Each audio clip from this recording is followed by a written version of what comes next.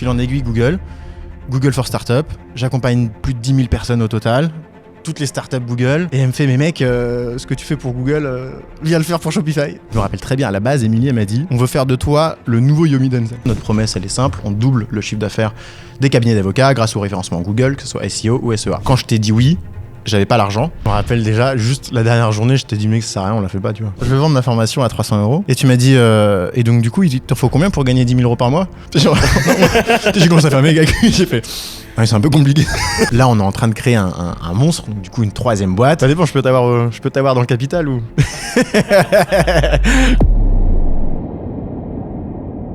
Ladies and gentlemen, aujourd'hui nous sommes avec Mr. Kélian Laloué. Je me suis foiré complet sur mon intro. On a plus le Mr. Kélian. Je le referai. Ladies and gentlemen, aujourd'hui nous sommes avec Mr. Kélian Laloué. Oh là là. C'est mieux. C'était beaucoup mieux que la dernière fois. Ouais, non, franchement. Heureusement qu'on l'a répété 6 fois. Première question, comment ça va? Ça va, mec, ça va, je suis trop content et je comprends effectivement pas cette pression, mais ça va faire 6 mois et c'est ouf. Ça fait des années que j'ai l'impression que j'ai pas fait de podcast, moi. Ah ouais? Ah mais grave. Puis surtout là, on a plein de choses à dire, quoi. De ouf. Commençons par la base. Qui es-tu exactement aujourd'hui? Je m'appelle Kélian Laloué, c'est pas Kylian, c'est pas Kélian, c'est un peu l'histoire de ma vie. Ouais. Qui est-ce que je suis? Je suis CEO d'une agence marketing qui est spécialisée dans les cabinets d'avocats. Notre promesse, elle est simple, on double le chiffre d'affaires des cabinets d'avocats grâce au référencement Google, que ce soit SEO ou SEA. Ça, on va dire que c'est la baseline normale. C'est la baseline, et en plus, je pense qu'ils ont compris parce qu'ils ont déjà regardé logiquement la première vidéo de 1h30, 2h où on parle justement 80% de ND. Ouais. Et à côté de ça, là, j'ai développé une activité donc, de business coaching dans laquelle j'accompagne des solopreneurs qui sont pour la quasi-totalité des créateurs également à scaler. Donc scaler, je suis plutôt sur le créneau, on va dire, de 10 à 20 000 € par mois. Première question, du coup, tu veux me faire la passe D parfaite. Ces deux activités-là, on avait déjà un premier dilemme quand on a commencé l'immersion, quand j'ai commencé à t'accompagner, c'est lequel des deux business en premier on choisit? En fait, je suis venu vers toi. Ouais. Moi, je voulais scaler, enfin, c'est même pas scaler en fait, je voulais démarrer mon activité, non pas de coach, mais de créateur LinkedIn, parce que ça faisait 2 ans que je créais du contenu sur LinkedIn. Et selon moi, ma vision, c'était la seule manière d'être libre et indépendant et fucking riche, c'était de monétiser une audience. Par la formation. Par la formation. Voilà, par la formation. Et notamment par des petits produits. Tu vois, c'était ça un peu qui était en mode. C'est vrai. Moi, c'était des petits produits, mec. Vers moi pour une formation. Mec, à 300 €. C'est vrai. J'étais venu. Putain, de base, c'était ça. J'étais venu, je t'ai dit, non, genre, je vais vendre ma formation à 300 €. Et tu m'as dit, et donc, du coup, il t'en faut combien pour gagner 10 000 € par mois? J'ai commencé à faire méga cul, j'ai fait, ouais, c'est un peu compliqué. Un peu compliqué, ça fait beaucoup là. Et là, tu m'as dit, mais tu sais que si tu vends un truc à 3 000 €, du coup, t'as juste besoin de 3 personnes, tu vois. Ouais, c'est vrai. Ah, ok. Non, bref, tout ça pour revenir, en gros, moi, je voulais monétiser en fait mon audience sur LinkedIn. Et je pense que inconsciemment, pourquoi je voulais la monétiser? Parce que j'avais l'impression d'avoir eu de la chatte, en gros, jusqu'ici, avec mon agence marketing. Ouais, c'est vrai que tu considérais, comme tu me l'avais dit avec tes termes, comme une muse passive. Comme une rentrée d'argent totalement full automatisée, en réalité non, parce qu'il y a de l'humain, mais qui était gérée par Antoine, par Charlotte, donc mes associés, on va dire, les gens avec qui je travaille. Parce que là, on tourne en décembre, on est le 5 décembre exactement 2024.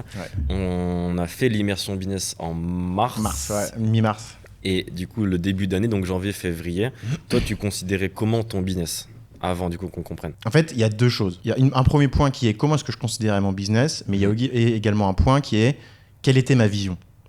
Et je pense que c'est parce que tu as su répondre et raccorder à ma vision et me dire qu'effectivement, mec, t'es en train de faire de la merde avec ton business que j'ai décidé de travailler avec toi. Moi, ma vision de base, c'était d'utiliser... Moi, j'ai bossé pour Google pendant 3 ans. Donc, du coup, ma vision, c'était d'utiliser toutes les méthodes utilisées par les startups et de les appliquer au monde du freelancing, au monde des solopreneurs pour en fait, prendre tout le bénéfice, avoir une vie sympa, plutôt que d'être en burn-out au chômage comme font les startups. Tu vois. Donc, de base, une vision assez simple d'entrepreneuriat, c'est le cash au service de mon lifestyle, mais pas forcément d'une énorme ambition, faire des... Exactement. Mais en utilisant les méthodes des startups. Et en fait, je m'en suis bien tiré, parce que j'ai utilisé, donc du coup, en gros, l'algorithme Google et de manière générale, l'automatisation, pour faire en sorte que ça ne me demande pas beaucoup de temps, que ça me génère jusqu'à 8 à 10 000 € par mois. Et j'en étais là, si tu veux. Tu vois, il y a un côté, c'est cool.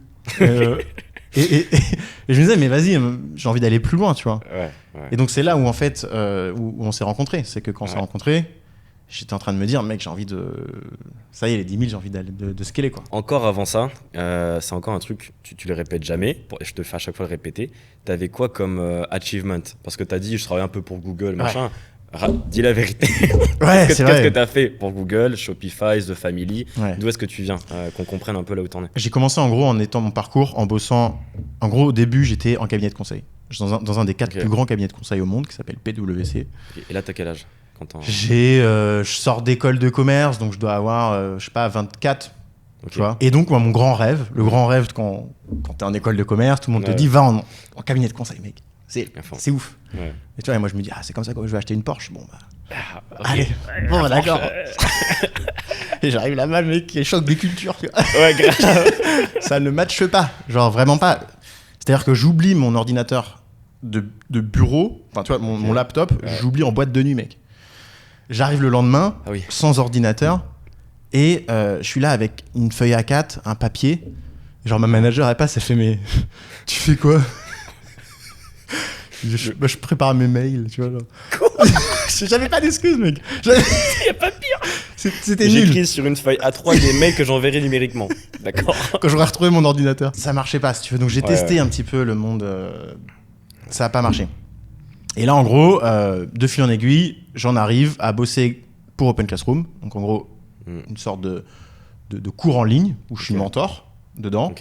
Et là, le truc qui est ouf, c'est que vu que je suis mentor dessus, j'ai accès à tous les cours en ligne gratuitement. Et eux, t'avais embauché pour quelles compétences? Pour être mentor. D'accord. Pour mentorer. Donc suivre les gens. Suivre les gens, voilà. Ouais. Et c'était des diplômes jusqu'à entre Bac plus 3, Bac plus 3, Bac plus 5. Ok, mais t'as quand même commencé ta carrière par de l'enseignement, en tout cas prendre soin des gens. Prendre soin des gens. Ouais, surtout. Exactement. Ouais. Et en fait, ils m'ont pris parce que, malgré le fait que j'avais pas vraiment de compétences en chef de projet, marketing et tout ça, des choses que je devais enseigner, en fait, ils avaient vu qu'en une semaine, j'étais capable d'emmagasiner beaucoup de trucs et de le délivrer, tu vois. Donc, c'est de là d'où je viens. Et ensuite, donc Google, fil en aiguille, Google. Google for Startup. J'accompagne plus de 10 000 personnes au total. Toutes les startups Google. On lance la chaîne YouTube Google. Il y a un petit gap, quoi. Parce que j'accélère, mais en gros, il y a un switch, mais en fait, c'est le même taf. C'est le même taf que je fais chez Google. Parce que qu'on comprenne ton quotidien, c'était quoi exactement? T'es envoyé aux 4 coins de la France pour former en physique. C'était ça ou c'était à distance? Au début, c'était donc Open Classroom, c'était à distance. Et ensuite, Google, effectivement, c'est pour ça que j'ai pris staff. C'était aux 4 coins de la France. Donc, ils m'emmenaient en train, je dormais à l'hôtel. J'allais dans toutes les CCI, minimum 20, 30, voire 100, 150 personnes à chaque fois en face de toi. Ton polo bleu Google. Ouais. Bonjour à tous. On mettra les photos. Putain, c'était ouf. Puis en plus, la famille Google, il y avait 2 coachs, tu vois, et c'est que des gens qui, du coup, ils sont un peu, tu vois, dans notre délire, genre, qui apprennent vite, qui... Ouais, c'est des têtes. Ouais, du coup, c'est ouf. Tu te fais un réseau de malades. C'était quoi l'histoire avec Shopify et The Family? C'était le même rôle? Comment t'en arrivais, du coup, à connecter avec ces boîtes-là? Je suis au salon de l'entrepreneur à Paris pour Google. Donc, je suis en conférence et là en gros il y a la Big Boss qui est la nouvelle CEO on va dire France de Shopify. À l'époque Shopify en France n'existait pas, donc elle était nouvelle, c'était que 2 dans la boîte. Elle passe, elle me voit et moi je la connais pas et après je passe dans les allées et je vois Shopify et donc je vais les voir parce que je faisais du dropshipping à ce moment-là à côté, tu vois. Et elle me fait et donc gros crush avec Emily et elle me fait mais mec ce que tu fais pour Google viens le faire pour Shopify. Putain. Et je fais vas-y. Grave. Et du coup, rebelote, je repars. En plus, c'est cool parce que c'était une boîte que toi tu utilisais de base. Mais oui. C'était comme là, on te dit de travailler pour Calendly ou un truc que tu utilises tous les jours, quoi. Mec, je me rappelle très bien, à la base, Émilie, elle m'a dit on veut faire de toi le nouveau Yomi Denzel. Et il m'avait donné un budget pub. Il m'avait dit, j'avais été en studio enregistrer des formations et tout, tu vois. Et j'avais commencé. Sauf qu'en fait, j'y connaissais rien, tu vois. Et j'avais commencé à lancer des ads. Et mec, les gens, ils me taillaient en ads. Genre, va te raser. Ils me disaient des trucs comme ça. Si, mec, c'était terrible. Du coup, on a arrêté un peu. Abort mission. Abort mission. On coupe, c'est trop difficile. Yomi, non. Non, mais mec, va concurrencer Yomi. Ouais, il faut y aller quand même. Faut bien pousser le truc. Ouais. Donc, de base, on a compris un peu le avant. La situation, du coup, en janvier-février 2024. On a Andy, du coup, qui est considéré comme une boîte passive. D'ailleurs, je me rappelle le premier jour, je t'ai dit non, ce n'est pas passif. Ouais. C'est ça que je t'ai dit. Tu veux lancer ta formation à 287 €, mais quels sont les gros blocages? Parce que tu l'avais déjà créé la formation. Donc tu t'étais arrêté juste avant le lancement. C'était quoi les freins? C'est drôle, mais je pense qu'il n'y avait pas vraiment de blocage, il n'y avait pas vraiment de frein, parce que j'étais déjà moi-même dans une optique de je vais tout niquer, tu vois. Ok, hyper intéressant. J'étais vraiment dans une... Enfin, tu sais, j'étais très discipliné, 6h30 tous les matins, oui, sport. Un Nebula, ouais. Mais c'est comme ça d'ailleurs qu'on a connecté. Mais c'est comme ça qu'on a... Oui. Parce qu'on était les seuls à travailler tôt le matin et tard le soir. Et au final, on se disait, viens, les potes. Mec, on se voyait à 7h du mat et à 22h. Et il y avait personne à partir de... Enfin, il y avait du monde entre 9h et 18h. Bali, quoi. Ouais. Et pas le week-end, forcément. Ouais, forcément. Donc c'est comme ça qu'on a connecté. Ouais, c'est vrai. Donc en fait, j'avais pas vraiment de blocage parce que work hard, tu vois. Ça prendra le temps qu'il faudra. Mais en fait, t'es arrivé à un moment donné où tu vois, t'as été un peu l'opportunité de shortcut. Et je me suis dit, putain, c'est ouf parce que ça pourrait grave me faire gagner genre des années, tu vois. Vu que tu vois, genre, c'était ça la prise des décisions, c'était je prends pas un coaching parce que je me sens mal, mais parce que j'ai envie d'accélérer, quoi. Ouais, vraiment. Ouais, j'avais pas de pain. Alors, si. Qu'on a découvert pendant l'immersion, mais pas forcément avant. Non, je pense que le pain, c'était, ok, là j'avais la formation, comment maintenant on fait en sorte que ce soit un succès? C'était ça le... Ok, donc c'était plus la réassurance de faut que ça marche, quoi. Un plan, quoi. Au final, on l'a même pas lancé. Non, on l'a jamais lancé ce truc.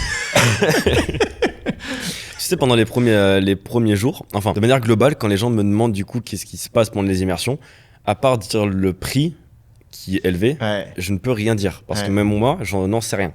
Et c'est d'ailleurs comme ça que je t'ai vendu aussi, et je l'ai vendu là, aux 11 personnes de cette année. C'était, le prix, c'est 15 000 €.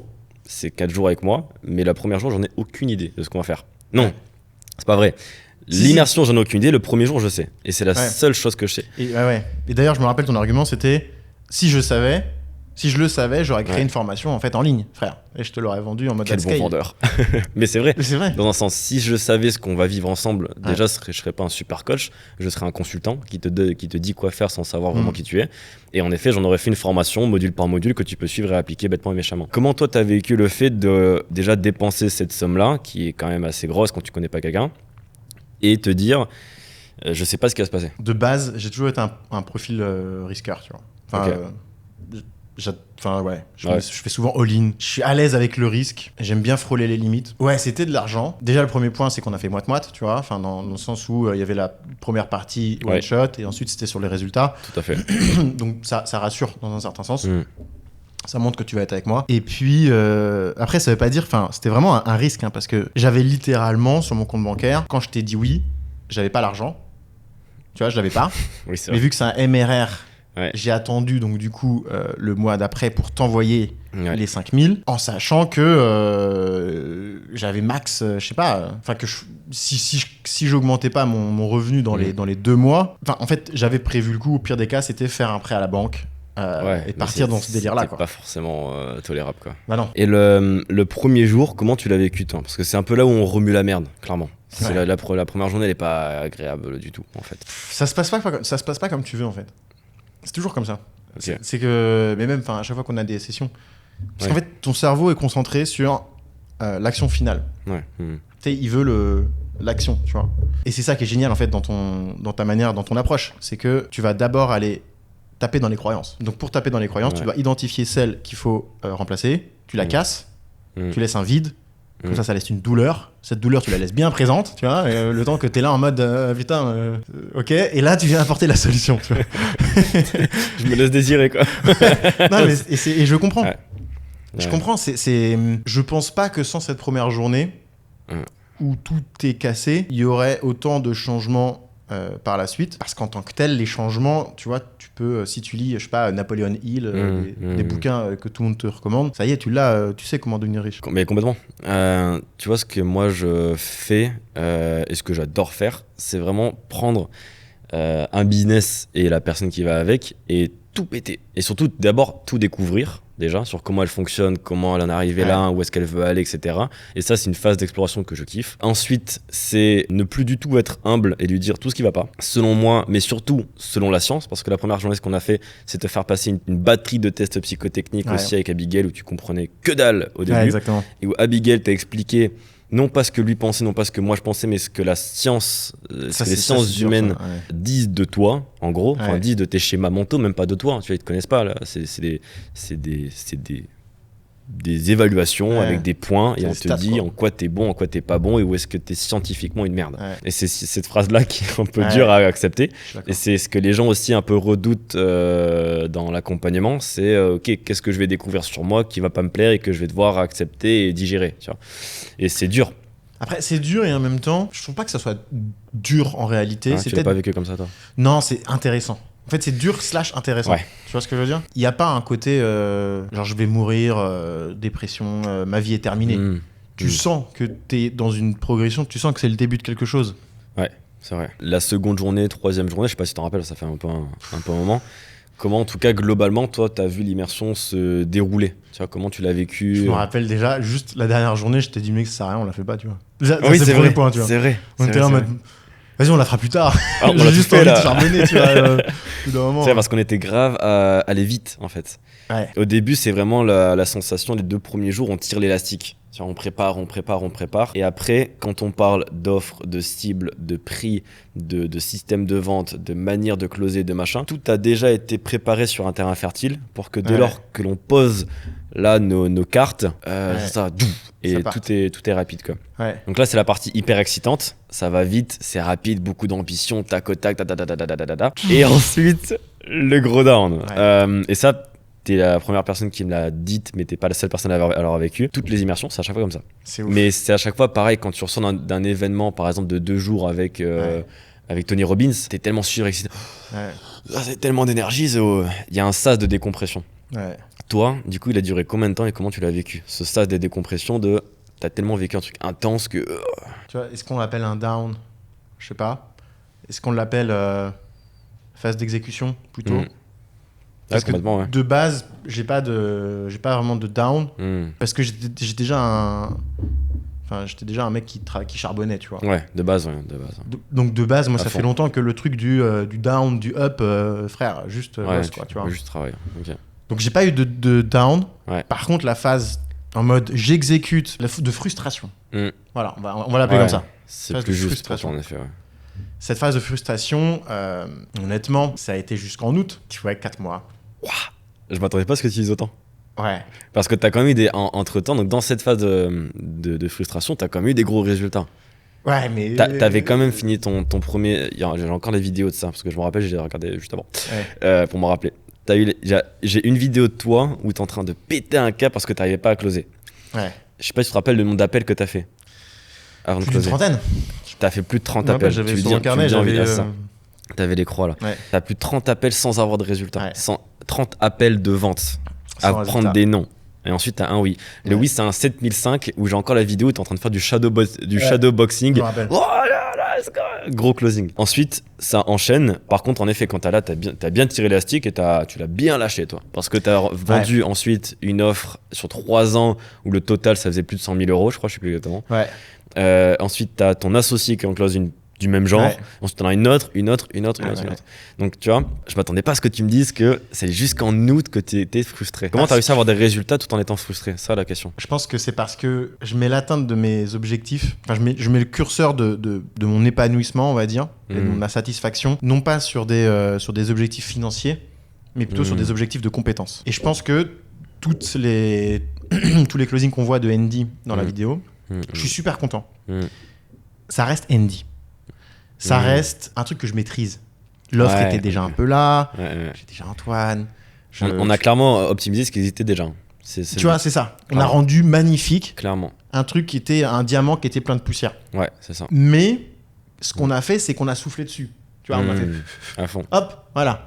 Alors, effectivement, les résultats sont ouf. Ouais. Ceci dit, moi, j'étais là en mode... j'oublie pas le vrai achievement. Le vrai achievement, c'est j'ai envie de me prouver que je peux monter une entreprise, une activité, quelle qu'elle soit, de 0 jusqu'à 10 000, tu vois, à fond. Et c'est donc, du coup, le business du coaching. Tu vois, c'était ça, moi. Et donc, du coup, j'ai fait donc, du coup, 15 ou 17 000, je sais plus, selon la TVA, en août. Et c'est là où j'ai fait c'était ça. Ok. J'ai compris que en fait ça a fait. C'est là où ça a fait clic. Ok, je sais bon. Tu peux me mettre maintenant n'importe où dans le monde. Ok. Genre. Je kiffe.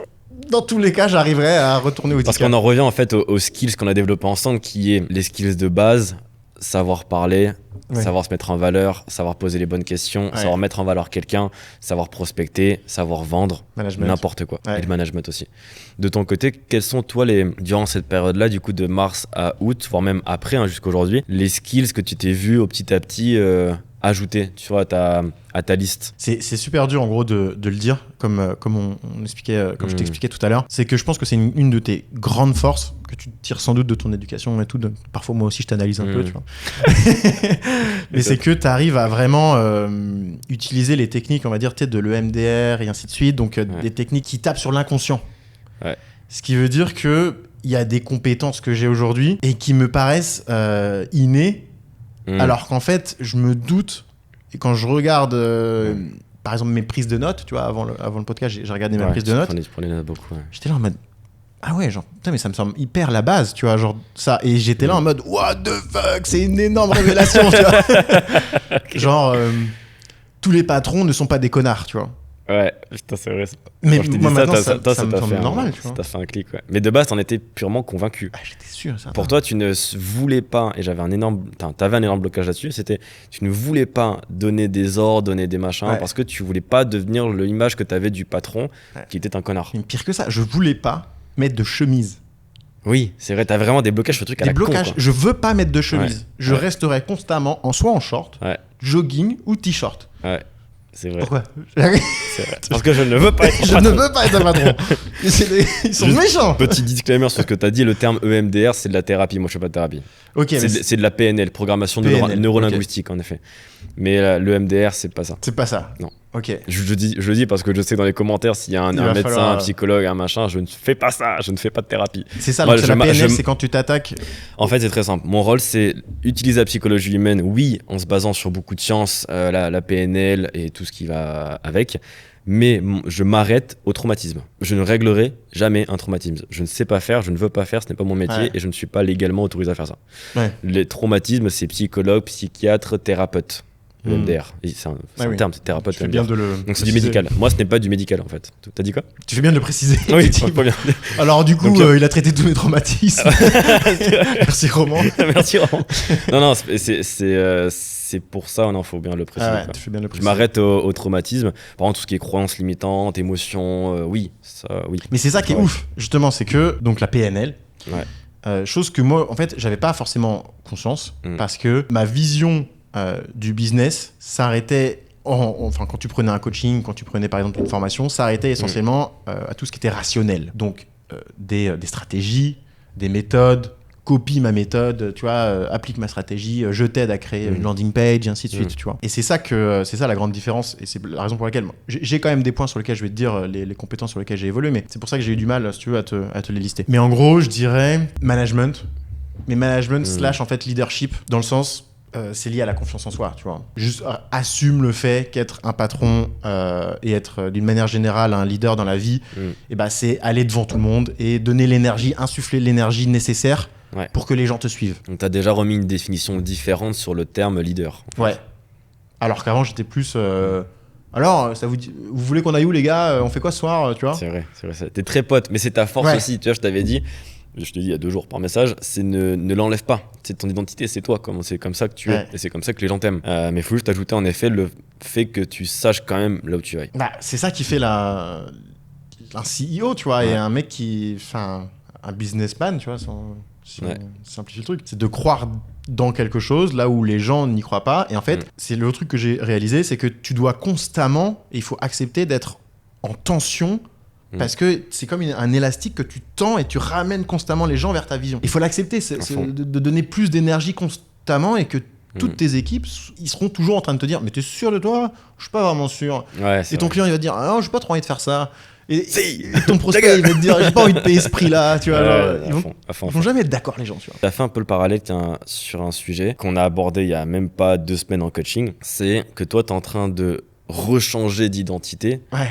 Là, maintenant, tout de suite. Parce que pour poser un peu le contexte pour les gens qui nous écoutent, c'est donc t'avais le Kélian avant l'immersion. Ensuite, t'as le Kélian où c'est un ultra exécutant qui tabasse, même s'il est frustré, même s'il fait beau, même s'il fait pas beau, même s'il est heureux, pas heureux, il exécute, il fait avoir du résultat et il crée des skills qui sont intemporels. Ça, t'as débloqué ce truc de t'es un super toi, t'es le toi 2.0. Et là, t'es en train de refaire un switch qui est un peu challengeant aussi, parce que tu dois un peu repenser en fait dans un sens toute l'identité que tu es en train de construire. Tu es en train de reprendre des tares, tu comprends pas parce que ce que je te disais il y a 3 mois, je te dis l'inverse maintenant.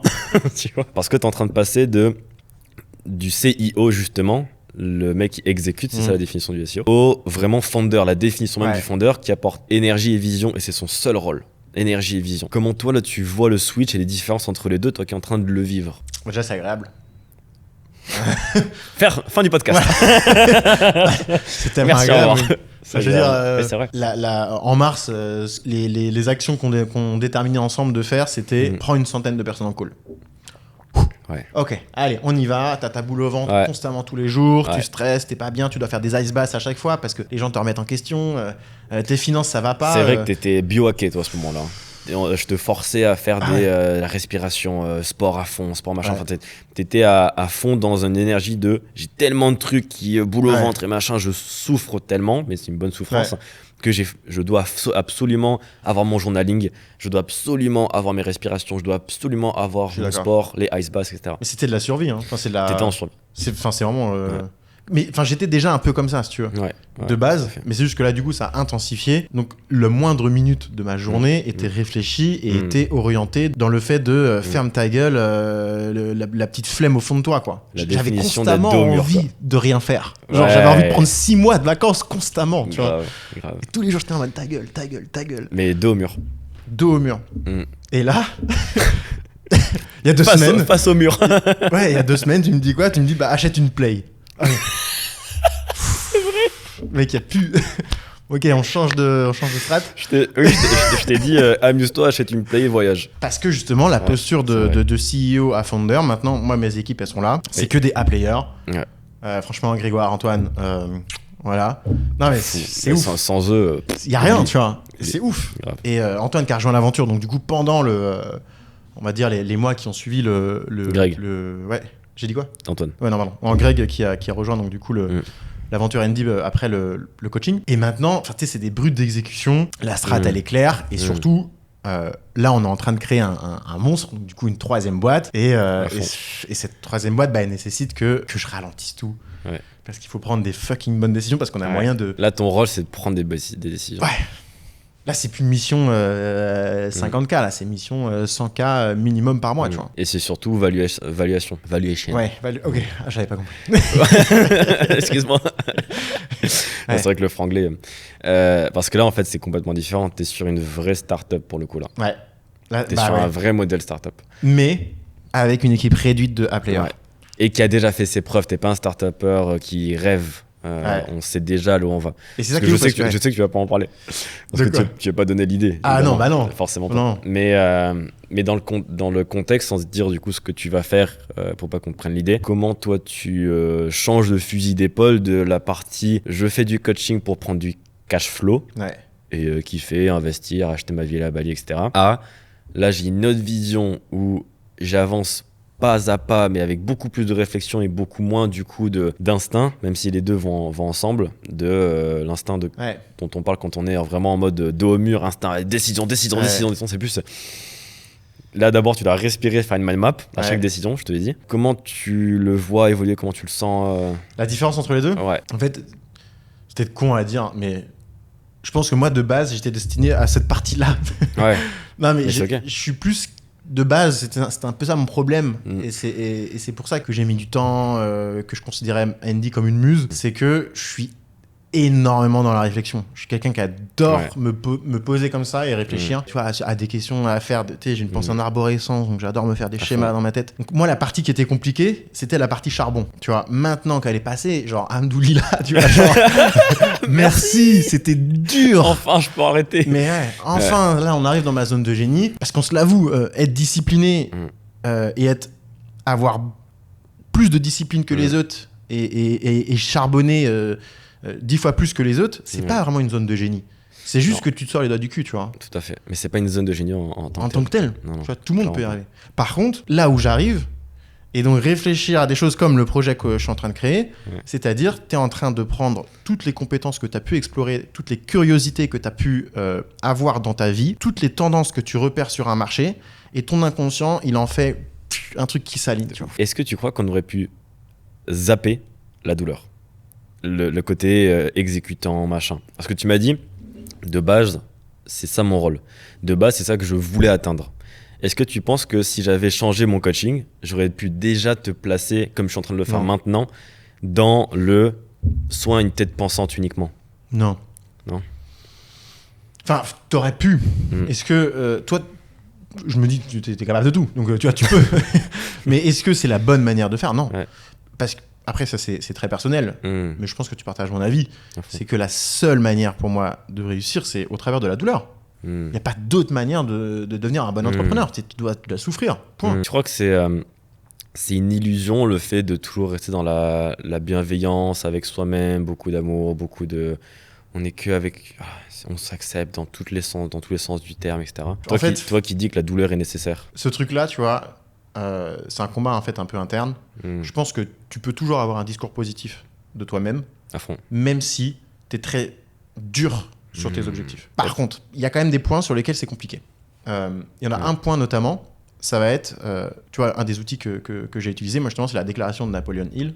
Donc la déclaration de Napoleon Hill, tu dis à telle date, je veux tel montant d'argent. Exactement. Et il n'y a aucun monde qui existe où j'y arrive pas. C'est génial parce que ça te donne un objectif qui est ouf.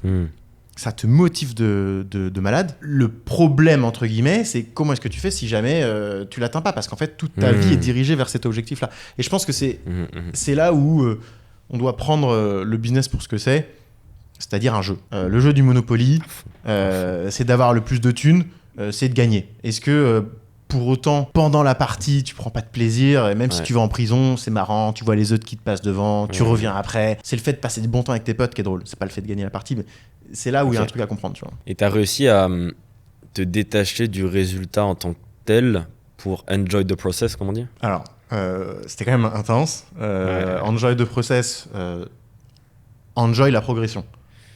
Ouais, j'aime bien la nuance. Voilà. Le process est dur. La progression, c'est ce qui te fait tenir. Chaque jour est une journée où tu es en train de te dire putain, mais hier j'étais une merde. Genre aujourd'hui, c'est ouf comment je me suis développé. Chaque nouveau call avec chaque client, chaque discussion avec tes associés, avec les personnes que tu gères, tu grandis tellement quand t'es en phase de scaling. Et t'arrives à le matérialiser, ça, de le réaliser tous les jours, parce que tu as très bien dit, on banalise les skills qu'on apprend, on banalise les résultats qu'on a, on banalise les gens qu'on a autour de nous, on banalise le confort dans lequel on vit. Tu vois, je suis sûr que la moto que tu t'es prise là, au début c'était un gros kiff, maintenant bon, c'est moto quoi. Ah, quand même. Ouais, moi j'avoue que la moto c'est quand même. Il y a un côté quand même. Men. Ouais. Non, c'est vrai. Comment t'arrives au jour le jour à te rendre compte que tu progresses ? Est-ce que c'est une question de parce que je progresse connard et moi je reste pas sur mes acquis, ou une question de tu prends le temps de noter par exemple avec des done list ce que tu as fait aujourd'hui, est-ce que tu prends ce temps-là, est-ce que c'est une routine, comment tu le vois ? Non, j'ai pas ça. Je note rien du tout. Moi, je journale tous les jours, mais dans mon journaling, c'est pas là où je suis en train de... Enfin, si, je me fais de la gratitude et ainsi de suite. Donc, c'est inconsciemment, c'est ça encore le truc aussi, c'est que moi, je journale beaucoup, donc je travaille beaucoup sur mon inconscient. C'est pour ça que parfois, j'ai un peu du mal à dire comment j'en suis arrivé à tel résultat ou autre. Mais sinon, la progression, comment je m'en rends compte, en fait, la seule réponse qui me vient, et elle est en train de briller, j'avais pas envie de la dire, mais je vais la dire, c'est la thune, en fait. C'est con, mais c'est la thune. C'est le MRR, c'est combien j'ai sur mon compte bancaire. Alors moi, ça reste pas longtemps sur le compte bancaire vu que ça réinvestit tout, mais c'est ça, en fait. C'est à quel point, c'est ça. C'est à quel point je suis en capacité d'investir dans de nouveaux projets. Ça, c'est pour moi ma progression. Drop the mic, moi j'adore. Moi j'adore. T'es passé par du coup l'étape de ND, c'est stable. Toi, tu fais ton 3, 4, 5, 10 par mois de bénéf, à le fait de tout péter, tout reconstruire pour scaler. Question conne, hein, mais pourquoi ? Tu aurais très bien pu te contenter, t'es déjà bien, tu peux déjà voyager, t'as déjà de quoi prendre soin de ta famille, monter une famille, genre je parle d'un business. Monter une famille. Créer une famille. Le mec est trop focus argent. C'est terrible. C'est terrible, mec. Mettre des process en place pour créer une famille. pour te dupliquer. Pourquoi t'as voulu scaler quoi? C'est quoi il y a une raison interne, il y a un truc particulier, tu t'es juste dit bah, je peux le faire? Honnêtement, je pense que c'est... Mais je pense que c'est toi. Okay. C'est toi. Moi je voulais pas et je me rappelle bien pendant le coaching j'étais là en mode t'étais là attends on va parler que au début on va parler que une matinée de ND. Après c'était on parle que d'une journée. Après, le lendemain tu me fais on refait une journée sur ND. Troisième jour tu me fais on reparle d'ND. Au bout d'un moment j'étais en mode mais sous ma gueule quoi genre quand est-ce qu'on parle du coaching? Moi je suis bien pour le LinkedIn tu vois. Ouais, c'est vrai. Et au final on a parlé que de en fait tout ce qu'on a vu sur ND s'applique parce qu'en fait voilà. Et donc pourquoi tout casser? Parce qu'en fait t'as vu le potentiel que je voyais pas et tu m'as dit frère ND ça fait facile 50K par mois. Je fais facile, tu vois, genre. Parce que moi j'ai l'impression déjà que c'est compliqué de maintenir à 10K. Tu m'as dit ouais. Et du coup, je me suis laissé porter par ta vision. Je pense que c'est pour ça qu'on a mis une claque d'ambition. En fait, tu m'as mis une claque d'ambition sur Andy. J'ai vu les trucs, j'ai fait ah mais oui de ouf en fait, j'avais pas vu ça comme ça. Et ensuite j'ai remis la claque d'ambition à toute l'équipe et toute l'équipe a fait ah mais oui grave. Putain lourd. Et c'est comme ça qu'on a. Sinon, je pense qu'en fait, on en serait encore à... Avant la 300 €. Non, bah non, ça c'était sur le coaching, LinkedIn, mais je pense qu'on sera encore à 10K max. Ouais. Un switch que j'ai envie avant de te poser des questions rapides, j'ai un petit jeu, que j'ai envie que tu expliques aux gens, c'est comment t'es passé de on vend, je crois la plus petite offre que t'avais, c'était 500 € par mois. Ouais. C'était 500 € par mois. Ouais. En tant qu'agence, donc une agence qui vend à 500 € par mois, on vend l'offre qu'on voit par exemple dans Andy qu'on a mis en valeur dans la vidéo, par exemple, à plus de 200K. Ouais. T'as fait comment déjà ce switch pour déjà toi le conscientiser et ensuite dire à ton équipe on va faire ça? Je pense que ce truc-là, ça vient taper un problème qui est la solitude du CEO. Parce que donc ça fait la boucle par rapport à ce qu'on s'est dit au début. Quand tu es un leader, tu dois constamment avoir l'énergie nécessaire pour tirer les gens vers une nouvelle réalité. En gros, distordre la réalité des gens à qui tu parles, que ce soit tes équipes ou alors les clients, enfin les prospects en face de toi, et montrer que non, regarde, en fait, c'est par là-bas qu'on va aller, et donc tu as forcément une retenue. Et ça, quand tu es CEO et que tu es seul, c'est beaucoup de responsabilités sur tes épaules. Et donc pour répondre à ta question, la réalisation, ça a été de discuter avec toi. Et d'échanger, en fait, de pouvoir d'avoir quelqu'un auprès de qui je peux assumer mes ambitions, et qui me dise, mais frère, bien sûr, et limite, où tu me dis, fais x2, tu vois, genre juste des petits échanges comme ça, tu vois. Ok, lourd. Et c'est là où en discutant à chaque fois avec toi, on se croisait au café, des petites discussions à la con, tu vois. Tu me confortais, c'est ça, je l'ai. J'avais l'instinct, on a tous l'instinct, je pense, de vouloir faire des big trucs, des big offres, des big accompagnements, mais on n'arrive pas à faire confiance à son instinct. Et c'est là où avoir quelqu'un qui te dit, vas-y, tu vois, genre, à fond. Go. Bah, c'est là où tu arrives à faire des choses de ouf, en fait. Moi, j'ai rien à dire. C'est génial, j'adore. J'ai un petit jeu. J'en ai deux en fait, mais on va faire un qu'on va faire maintenant. Je suis chaud, Mireille. C'est le tu préfères. Version entrepreneuriale. Version spicy. Version spicy. Et tu vas répondre en option 1 ou option 2. Tu me réponds ce que tu veux. Aucune justification. Ah, il n'y a pas de justification? Et ça doit être l'un ou l'autre dans l'option où tu ne peux en choisir qu'une. Vas-y. Première question. Annoncer publiquement tes objectifs pour te motiver ou tout garder pour toi et en parler uniquement quand c'est atteint? Je dirais maintenant, à l'heure actuelle, là, maintenant, ferme ta gueule, mets-toi dans... Enfin, la deuxième. Okay. Mets-toi dans une cave et accompli. Les boss. Être respecté ou être aimé? Ah, mec... Je les ai pas choisis pour rien. C'est terrible. Ouais. Je vois le truc des deux, mais je pense que je maintiens être aimé. Lors d'un moment de down, introspecter seul pour trouver la réponse ou demander de l'aide? Je précise, lors d'un moment de doute, plutôt. Seul. Affronte tes démons. Bali ou Dubaï pour scaler son business et bien s'entourer?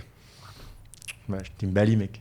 Bali. En tant que leader, montrer tes vulnérabilités ou incarner le héros dont ton équipe a besoin? Ouais, bien sûr. Là, c'est exactement l'objet de changement d'identité que j'ai eu et je pense que c'est numéro 2.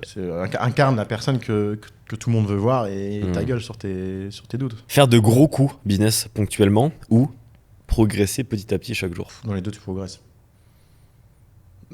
Moi, je suis plus dans un délire du deuxième. Andy, plus le deuxième, à progresser gentiment chaque jour. Si tu étais amené à, là maintenant, ta famille meurt si tu ne fais pas x10 sur ton chiffre d'affaires et que tu as 50 000 € à investir, tu l'investis sur toi pour ton développement personnel ou dans des systèmes de vente. Oh, si tu me donnes 50 000, tu sais très bien ce que j'en fais là. C'est très bien ce que je développe. Okay. Ça dépend, je peux t'avoir dans le capital ou. Comme ça, je te paye pas. Comme ça, je te paye pas, il a dit. Ok. Avoir une boîte valorisée à plusieurs millions d'euros sans cash flow ou une petite boîte très rentable mais invendable. La vendre, je m'en bats les couilles de la vendre. Ok. Ouais, de faire du cash. Okay. Avoir des PME. Ok. Parce que toi, tu veux pas vendre. T'es pas dans une idée de vendre plus tard. Si. À un moment donné, on va vendre. Mais j'ai trop conscience que charbonner pour créer quelque chose et ensuite ce truc-là, le vendre, c'est se retrouver sans aucun sens. Il y a une stat qui montre que je crois que c'est 70% des entrepreneurs qui revendent leur boîte tombent en dépression. C'est énorme, mec, 70%. Bah oui, parce que mec, ta boîte mail, plus personne n'a besoin de toi. Ton WhatsApp, il sonne plus. Bah, c'est vrai qu'en fait, t'es tellement guidé pendant tellement d'années sur un objectif qui t'excite tous les jours qu'au final, quand tu ne l'as plus, bah, t'as gagné de l'argent, mais il a plus de goût, cet argent. Et va recommencer une boîte, toi. Au tout début. Genre refaire des calls de prospection. Oh là là. C'est pour ça qu'il faut avoir plein de boîtes. Oui, c'est ça, exactement. Tu vois. Prendre des décisions à l'instinct ou analyser à froid avant de prendre des décisions. Analyser à froid. Prendre une décision rapide avec des risques élevés ou attendre d'avoir toutes les données. Je sais que c'est pas la bonne. Je pense pas que ce soit la bonne réponse, mais moi, rapidité, exécution. Prise de décision rapide. Ouais. Ok, mais le jeu est terminé. C'est intéressant.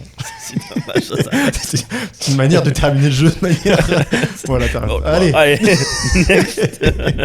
Aujourd'hui, c'est quoi l'ambition ? Là maintenant, t'en es là, ok, t'as fait plein de trucs, c'est où on va ? Honnêtement, nickel le game. J'ai pas d'autre.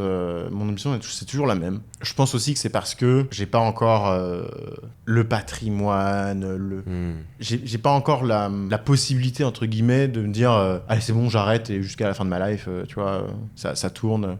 Le jour où tu as suffisamment de patrimoine pour te dire là je travaille, mais si je veux, je peux arrêter de travailler. Je pense que du coup, ton raisonnement change. Est-ce que tu continues à travailler ou est-ce que tu arrêtes à voir ? Je sais pas comment est-ce que je réagirais. Mais aujourd'hui, tant que c'est pas ça, charbon tous les jours. T'as hâte de ça ? Parce qu'en fait, t'en es largement capable de l'atteindre très rapidement, mais j'ai pas l'impression que ce soit un vrai goal. Donc, est-ce que t'as hâte de ça ? Est-ce que t'en as un peu peur de réussir du coup à tout sécuriser, te dire maintenant, vu que je suis pas dos au mur, je vais pas y réussir, quoi. Je pense que chaque génération a son. Tu sais, il y a une phrase qui dit les temps durs créent des hommes forts, les hommes forts créent des hommes. Créent des temps faciles, les temps faciles créent des hommes faibles, en fait. Et disons que moi, je suis né. J'ai grandi dans le truc pas facile, entre guillemets. Je mets plein de nuances là-dedans. On a quand même une période assez facile, tu vois, avec Internet et tout ça, donc ça va. Mais je veux dire, mon identité a fait que dans tous les cas, je suis parti pour charbonner. Donc, a priori, autant que je charbonne jusqu'à la fin de ma life ou jusqu'à une bonne partie de ma vie, et mes enfants seront des flemmards, et voilà. Ils profiteront de tout ça, j'en sais rien. Ça sera des gens J'étais faibles. trop dans ton truc, après tu m'as break. Et mes enfants, ce seront des merdes. Ils choisiront, je ferai en sorte que... mais... À long terme, on change de sujet, mais tu te vois où dans le monde ? Parce que Bali, c'est une bonne question. Est-ce que c'est pour du long terme ou est-ce que Bali, t'es là parce que t'as l'environnement qui fait que t'es propulsé ? Il y a plein de trucs relous à Bali. Pollution, le trafic, c'est pas si naturel que ça. Et en même temps, t'as plein de... C'était Hormozy qui disait t'as beau avoir la meilleure offre que tu veux, le critère numéro 1 pour qu'une boîte fonctionne, c'est être dans un marché en croissance. Pourquoi ? Parce que t'as pas forcément besoin d'être bon, t'as juste besoin d'être là. Et c'est un petit... c'est même pas un petit peu, c'est genre juste totalement le cas à Bali, tu vois. Faut aussi se rendre à l'évidence. Ok, il y a peut-être des endroits où j'aimerais vivre sur Terre qui sont différents de Bali. Frère, à Bali, t'as pas besoin de faire grand-chose pour que... T'as l'impression que tout ce que tu touches, toutes les personnes que tu rencontres, mec, partout autour de toi, c'est en train d'exploser. T'as l'impression que tout le monde est en scaling. Genre, mais c'est vrai. C'est fou. C'est vrai. Enfin, parce qu'on a un entourage comme ça. Ouais. Il y a 2 Bali.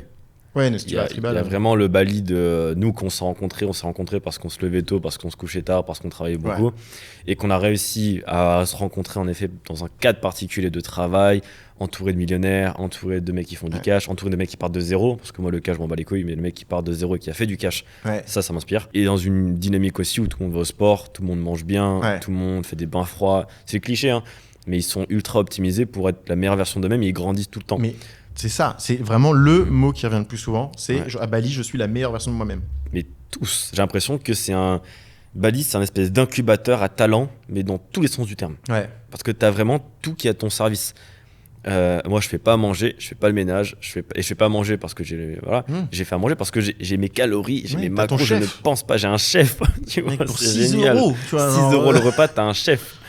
Donc tu vois rien passer. Tu prends de la masse ou tu perds du gras sans savoir. Ouais. Tu vas à la salle parce que t'adores la salle, parce qu'elle est fondamentalement cool, parce qu'il y a des gens cool là-bas et parce que tu kiffes. Ouais. En fait, tu progresses sans t'en rendre compte forcément, Bali, quoi. C'est vraiment ça. Moi, je me rends compte quand je suis à la salle. T'as l'impression d'être dans une usine à scale. C'est un accélérateur. T'as l'impression d'être comme à l'école où t'avais maths, histoire géo. Ensuite, tu rentrais les devoirs, dodo et tu revenais. C'est la même chose, sauf que là, c'est toi que t'es en train de développer. À fond. Et les gens sont là pour t'aider, quoi. Il y a un service global, une entraide globale qui est ouf. En France, tu marches à Paris, tu regardes un mec, tu lui fais un grand sourire, il va te demander mais t'es qui toi ? On se connaît ? Ouais. À Bali, tu fais un sourire, on te rend un sourire, on te dit ah comment ça va ? Et tu sais, ça, j'ai analysé le truc. Tu sais, le truc de Simon Sinek, là, tout part du why. Ouais. Why, how, Oui, what. oui. Bah, je pense que c'est pour ça que Bali, c'est ouf. C'est parce que malgré la pollution, le trafic, tous les trucs un peu relous que tu peux voir, les gens viennent à Bali avec ils sont animés par le fait de se dire j'ai envie de créer une nouvelle vie, une vie qui a du sens, une vie qui est orientée sur mon bien-être, sur le sport, sur le business, et j'ai envie de créer un nouveau monde. Alors que ce soit le meilleur endroit sur Terre ou pas, peut-être qu'ils ont beaucoup de désillusions, comme moi j'ai pu avoir en arrivant sur Bali, énormément de désillusions. Mais malgré tout, énormément de personnes avec le même objectif qui se retrouvent au même endroit crée que ça fait une distorsion de la réalité. C'est une super analyse parce que c'est vrai que tout le monde, quand tu leur dis pourquoi t'es à Bali, c'est je voulais travailler sur moi, je voulais reprendre la salle, je voulais monter un bien, je voulais rencontrer des gens, je voulais quitter mon travail, je voulais et c'est tous comme ça, c'est vrai. T'as mentionné l'importance des systèmes de vente et de la psychologie humaine, donc le développement personnel. Pour toi, c'est quoi l'équilibre entre les deux ? Tu vois, la balance, comment t'arrives à te dire ok là aujourd'hui j'ai besoin de ça, aujourd'hui j'ai besoin de ça. Si on prend une étude de cas, c'est quand tu fais face à un problème dans ta vie de manière globale, où est-ce que tu te dis que là tu as besoin de rationnel ou tu as besoin non, c'est toi en tant que personne qui doit grandir, tu vois. En fait, il n'y a pas de rationalité tant que t'as pas d'abord exploré la raison profonde de la chose. Donc pour toi, tu as vraiment le tronc de l'arbre, ça sera toujours la psycho et toi. Ouais. Et ensuite, tu ajoutes des nouvelles choses, de nouvelles strates. Ouais, parce que, regarde, imagine, tu pars directement sur l'exécution. Si c'est la bonne stratégie, parce que déjà, tu as un risque. Parce que tu sais pas vraiment si c'est la bonne stratégie ou pas, tu vois. Mais imaginons que c'est la bonne stratégie. Il y a un monde qui existe où tu perds l'énergie d'exécuter parce que cette exécution manque de sens. Donc même si c'est la bonne stratégie, tu vas t'essouffler. Pourquoi ? Parce que tu sais même plus pourquoi tu le fais. Et ça va être dur. Et je pense que c'est ça aussi la raison pour laquelle les gens ont la flemme. Et je pense que c'est un de mes unfair advantages, et la raison pour laquelle j'arrive à être autant discipliné et autant charbonné, c'est que je journale tous les jours, donc ça c'est ma manière à faire, mais en fait je sais pourquoi je le fais. Je sais le sens qui se cache derrière mon fucking charbon tous les jours, et je sais pourquoi pendant 6 mois j'avais cette boule au ventre et le fait de me dire mais je vais jamais y arriver, parfois à me dire j'ai envie de pleurer, et en fait tu le fais pas parce que tu sais pourquoi tu le fais. Je répète souvent, en tout cas je tente de le faire rentrer dans la tête des gens, que j'aborde le business avec la science. Mais ça veut clairement rien dire, en vrai, quand je dis cette phrase-là. Les gens ne comprennent pas en tout cas ce que moi j'entends par qu'est-ce que la science, les sciences humaines déjà, donc la psychologie humaine. Toi, comment tu l'as vécu dans ma manière de faire ? Parce que tu as déjà fait appel à des coachs, à des consultants, à des experts, peut-être moins psycho. Comment toi, dans le quotidien de l'accompagnement, parce qu'on est encore en accompagnement aujourd'hui, tu me vois agir toujours en basant sur la science ? Il y a plein de trucs. Tu vois, si je pense à... C'est quand on s'est vu mercredi, hier, on a abordé donc du coup le mind map pour que je puisse prendre une décision. Et tu me l'as ancré en faisant une image mentale où tu étais à Dubaï. Tu vois, et je peux te la ressortir exactement. C'est là où je vois que t'es bon, tu vois, parce que je peux te la ressortir. T'étais en peignoir blanc avec des dorures machin, les chaussons. Il y avait le skydiver, le truc qui tournait et t'as pensé à ta mère. Bref, tu m'as fait tout un pitch de 2 minutes, pas non plus énorme, pour émotionnellement ancrer mon esprit dans une future explication, tu vois, parce que tu m'avais encore rien dit à ce moment-là. Tu m'as expliqué ce que tu ressentais comme problème. En fait, cette émotion-là m'a fait ah putain, je vois effectivement, il m'a bien peint son truc. Et là, tu m'as dit voici comment j'ai fait. Et du coup, j'ai fait Et maintenant, et je le vois bien, quand je fais donc, du coup le mind map, je vois bien que mes neurones se raccrochent à cette émotion de tes chaussons à dorure d'or et que ils ont compris le sens de cette, la valeur de cet exercice. Ok, donc c'est un premier point dans la pédagogie en fait. Ouais. Je sais plus sur quel sujet c'était. Tu me demandes un conseil sur comment coacher quelqu'un, je crois. Ouais. Et je sais plus sur quel sujet, mais je t'ai dit, laisse-moi le temps d'analyser comment moi je fais, parce que ça, c'est un truc que je fais naturellement. Ouais, bah oui. Oui, enfin, on va pas... Je sais, sur quoi c'était le fameux jeu où je dois noter les différents niveaux. Ok, oui, ok. Et oui, parce que c'était Ouais, quelque chose que tu faisais naturellement, Ouais. et c'est dur à expliquer. Et oui, je comprends totalement ce truc-là. Ouais. Et oui, t'as mis une semaine à revenir vers moi avec un exercice très concret, exercice qui m'a débloqué, et qui maintenant, j'ai plus du tout besoin de le faire, l'exercice, parce que c'est bon. Je l'ai, moi aussi, de manière inconsciente, intégré. Ouais, c'était une sorte de notation en fait des prospects et clients pour les aider au mieux, pour que les gens quand même comprennent un minimum. Nous, mode jeu, c'est un peu pareil, sauf qu'on va faire d'accord ou pas d'accord. Ah. On apprend plus quand on échoue que quand on réussit. D'accord ou pas d'accord? Non, pas d'accord. T'apprends quand tu réussis. Par contre, l'échec est nécessaire. Parce que Ouais. l'échec crée la valeur de la réussite. En fait, c'est normal d'étudier un échec, mais personne ne te parle d'étudier tes réussites. Oui. Parce qu'une fois une réussite c'est acquis, on oublie, merci, au revoir, j'ai réussi, je suis le meilleur, donc c'est que de l'ego en fait. T'apprends rien quand tu réussis parce que justement c'est que de l'ego. Sauf que si tu fais tomber l'ego et que t'apprends à t'analyser sur pourquoi t'as réussi, là t'apprends 100 fois plus et justement t'auras pas besoin d'échouer pour apprendre. Mais d'ailleurs, la question la plus symbolique de ça, dans un business et généralement qui permet d'apporter énormément de valeur, c'est qui est ton plus gros client dans ton entreprise, comment est-ce que tu l'as eu, Exactement. comment est-ce que tu peux faire x100 sur la manière dont tu l'as eu. Et ça, personne ne le fait. Personne ne le fait. Genre, tout le monde, et c'est la base de mon enseignement, et ce que je répète, et ce que je vis, et ce que je fais au jour le jour, c'est je me base que sur mes forces. Ouais. J'ai plein de faiblesses, je suis bourré de faiblesses, je suis le mec le moins complet possible. Je suis un déséquilibre parfait. Mais je me focus que sur là où je suis bon. Ouais. Je me fous d'être quelqu'un d'intéressant, je suis quelqu'un de compétent sur les peu de choses que je maîtrise. Ouais. Et c'est vraiment ça qui m'a sauvé de plein de situations au final et qui m'a fait arriver aussi très vite là où je suis. Vendre à plus de 100 000 euros a été plus simple que de vendre des offres à 500 euros par mois. Plus simple, plus excitant, plus challengeant, moins relou, parce que les gens sont quand même moins casse-burnes, plus stimulant, plus simple, non. Ok, non, mais c'est une réponse Il y a honnête. énormément de bénéfices à vendre cher. La simplicité n'est clairement pas... Bah, moi j'aurais dit simple oui, mais facile non. Le process c'est simple. Ah ok, oui, simple, ouais, c'est vrai, simple oui, mais facile, non. Le process c'est simple. Ouais. Et c'est pas facile. Voilà, c'est ça, ouais. C'est ça. Pour réussir, il faut faire attention à ce que l'on partage aux autres. Être en gros sur la retenue. D'accord ou pas d'accord? Mais oui, tu dois faire attention à ce que tu partages. Tu peux pas tout dire à tout le monde. L'argent attire l'argent. Ouais, bien sûr. Il faut s'associer pour réussir à haut niveau dans le business. C'est quoi être associé? Allez, si on définit l'association, c'est donner une part, peu importe sous quelle forme, que ce soit sur le bénéfice, sur le résultat ou des parts de l'entreprise en elle-même, pour aller plus loin, pour engager les gens. Bah, c'est un peu mon créneau. C'est un peu ton créneau. Ouais. Mais je dirais que non. Je dirais que t'as pas besoin. T'as pas besoin. Changer d'avis régulièrement est un signe de faiblesse. Non. Au contraire. Travailler dur, entre parenthèses souffrir, garantit le succès. J'aimerais bien. J'aimerais bien. J'aimerais bien. Ce serait si facile de juste... ça fait 2 ans que je souffre. Allez, donnez-moi mon trophée maintenant. Si c'était le cas, toutes nos darons seraient millénaires. Ouais. Oh. Le burn-out, c'est dans la tête. C'est un bullshit. Non. Tu peux pousser tes limites. Tu peux aller beaucoup plus. Je pense que tu peux aller à peu près 10 fois plus loin que tu penses. Il y a un truc comme ça d'alarmé qui te dit en gros quand tu crois avoir atteint tes limites, c'est que t'es au tiers. Je pense que c'est vrai. Je pense que t'en souffres. Je pense que t'en perds des cheveux, tu vois, enfin des trucs physiques. Par contre, je pense que le burn-out, j'en sais rien si c'est du même un peu synonyme de dépression ou pas, mais c'est médical. Il y a quand même un truc, quoi. La dépression, c'est vraiment alors je vais très mal expliquer, mais la déficience en gros de certaines connexions neuronales. Ouais. De neurotransmetteurs, exactement. J'ai un ami, Chris Laquiez, qui m'avait expliqué ça. Il m'avait détruit sur un réel que j'avais fait.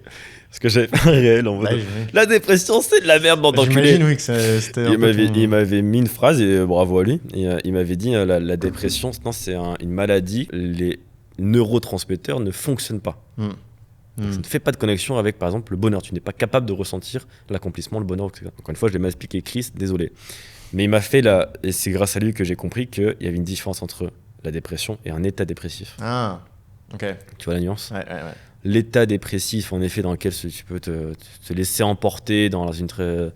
On se dit, je suis pas bon, je suis une merde. Genre, et tu restes dedans. Et en effet, des fois, un gros ta gueule va te faire te réveiller. Et la dépression qui est une maladie médicale. Ouais. C'est là où c'est touchy en tant que coach. Parce que tu dois savoir qu'est-ce qui relève de l'un ou de l'autre. Ouais. Et c'est compliqué à... Faut essayer. Comment tu l'as vécu d'ailleurs d'incarner le coach? Parce que de base, tu es censé tout savoir en tant que coach. Moi? Ouais. En gros, la question, c'est comment tu arrives à rester OK dans le fait de pas tout savoir, mais de quand même dire exactement avec de grandes phrases droites dans les yeux, tu dois faire ça. Te forcer à y croire aussi. Dans un seul mot, l'amour. Ok. Tu dois développer de l'amour pour tes clients, et tu dois développer de l'amour pour qui tu es, le statut que tu as auprès de cette personne-là, parce qu'en fait, tu reflètes un peu ses ambitions, donc tu dois avoir de l'amour pour ton rôle, et puis aussi de l'amour pour ce que tu as fait dans le passé. Et c'est là où, en fait, pour moi, on n'est pas vraiment des coachs, on est des coachs slash mentors, parce qu'on a fait des choses. Et c'est pas comme un coach qui ne sait pas vraiment quelle technique tu peux faire, ainsi de suite. Nous, on a quand même un background. Voilà. T'as une expérience qui prouve, t'as un flair en fait, tu vois. T'as eu ce moment où tu t'es dit, là ok, j'ai besoin de me remettre un peu devant le miroir, à me remotiver et vas-y, et 10 fois plus de confiance en toi là, let's go quoi. Ouais. Où t'as dû te remettre un peu en boucle, j'ai fait ça, et te le répéter un peu, putain allez, tu l'as fait, je suis quelqu'un de grand, là, ça. Ok, et là tu vas enseigner et au final t'as plus d'impact. Ouais. Je pense, moi, c'était les Ice Bass. Ice Bass à Nebula, trop bien. Je pense que ça a été aussi avec... Enfin, je crois que je le faisais tellement... Ouais, si, voilà. C'était tous les matins, c'était ma déclaration. Une déclaration de Napoleon Hill. Et tu la lis une fois, tu la lis 2 fois. Et à chaque fois, tu essaies d'augmenter l'intensité de ce que tu lis, de ce que tu penses, jusqu'à avoir les frissons. Et tu es là, tu vois, et tu cries dans ta tête le truc. Et aussi, putain, les fameuses vidéos YouTube avant les closings. Les fameuses vidéos de motivation. You can le fameux le truc où je t'avais dit on va faire un truc très ridicule aujourd'hui, mais on va regarder les vidéos motivation. Ouais. Mais ça tu vois, c'était ouf. Et moi, j'en avais. Moi, c'est mon trigger. C'est trop bien. Les vidéos à la con où t'es. You gonna be là, ça me tue. Avec une musique hyper envoûtante. Moi, c'est les vidéos, les edits de MMA. Ah ouais. C'est vrai. Oh là là. Moi, ça me met les frissons à chaque fois. Parce que tu vois un guerrier, tu vois en plus après sa famille, tu le vois en sang. Et au final, il va quand même faire un grand câlin à sa femme. Et après, c'est let's go. C'est incroyable. Et ça me motive de malade. Enfin, quand tu as regardé la vidéo, tu m'as dit est-ce que je la partage ou pas sur les réseaux? Parce que tu as forcément vu l'ancien toi. Exactement. Tu dirais quoi à ce Kélian-là du début de janvier 2024? Ce mec que tu trouves quand tu le regardes là. Oui, je lui dirais quoi? En fait, est-ce que c'est cet angle-là qu'on a envie d'explorer? Je sais pas, parce que je lui dirais quoi? Je lui dirais frère, t'as pris les bonnes décisions. C'est ça, tu vois, genre juste trust the process. C'est un truc que je me suis toujours dit. Je me suis toujours dit, mec, là en ce moment c'est compliqué. Les résultats sont pas là, mais moi j'ai été nourri à Gary Vee assez tôt, tu vois. Et j'avais ce truc-là en mode trust the process. Si t'es discipliné, dans tous les cas, à un moment donné, pour X, Y raison, ça va péter. Après, si on oriente la question, comment on pourrait la rendre plus intéressante? C'est quelle peur j'avais n'était pas nécessaire. Comment tu rassurais la personne de janvier? Tu vois, voilà. Ça, tu vois, là, il y a un truc... je dirais que la première étape, c'est que tu peux avoir confiance en toi quand t'es capable, seul, de te remettre en question. Et de faire un travail sur toi-même. Ça, c'est ouf. Pour moi, c'est un truc, c'est un signal, mais un green flag énorme. Une personne qui est capable, dans son coin, de se remettre en question, de pas aimer le sport et d'y aller, d'accomplir des tâches, de créer du contenu publiquement alors qu'il a peur, de faire des ice baths alors que de partir à l'autre bout du monde seul alors que sa famille veut pas, de prendre des risques. Tu vois, ça, c'est un terreau qui est très très très fertile au succès. Je trouve. Et en fait, une fois que tu as ce terreau fertile-là, généralement, tu as XY opportunités qui, à un moment donné, arrivent à toi. Ça peut se manifester par une rencontre, comme avec toi. Ça peut se manifester par un marché, par une idée, un client. Donc, pour avoir moins peur et pour rassurer, je dirais, tu as fait le plus dur. Qui est d'être une machine de guerre prête à être modulée, à être déployée, tu vois. C'est un parfait mot de la fin. Si t'as un mot de la fin, tu peux dire autre chose, sinon ça va. Un mot de la fin, non, je ne peux que recommander. Moi, je suis hyper content. D'ailleurs, on continue de travailler ensemble. Et donc, je plus sois la personne que tu es. Voilà, c'est le mot de la fin. Merci à toi. N'hésitez pas là du coup, si vous l'avez pas encore fait, regardez la vidéo de Kélian. On a une vidéo, c'est un film le truc, de 1h30 de comment il est devenu, vous savez très bizarre ce que je dis, lui, en gros, sur l'année. C'est pas moi qui... voilà. Moins d'une année. Tout fait. En moins d'une année, C'est 6 mois. Regardez la vidéo maintenant. Ciao, ciao.